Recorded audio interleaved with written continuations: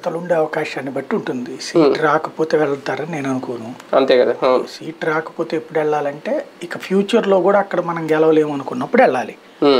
అట్లాంటివి ఇప్పుడు మీరు చెప్పినటువంటి వాళ్ళల్లో ఆయన జ్యోతుల చంటిబాబు కదా, అతను ఆల్రెడీ జ్యోతుల నెహ్రూ స్టేట్మెంట్ ఇచ్చాడు, రావడానికి లేదు, వస్తే నేను ఒప్పుకోను, ఎవడి పని వాళ్ళని చేసుకోవాలి అంటూ.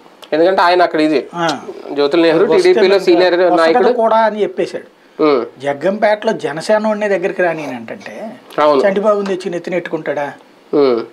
చంద్రబాబు చెప్పిన ఒప్పుకోనని చెప్పేస్తున్నాడు జ్యోతుల నెహ్రూ. ఇంకేముంటది ఇక్కడ ప్రాక్టికల్ గా? చంటిబాబు వచ్చి ఏం చేయాలి?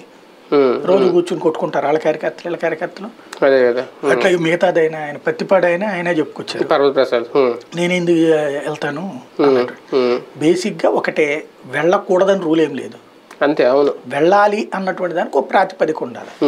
రేపు ఫ్యూచర్ ఒకటి తెలుగుదేశం అధికారంలోకి వస్తుందనన్నా నమ్మాలి, లేదంటే ఇక తనకి అక్కడ అవకాశం రాదు.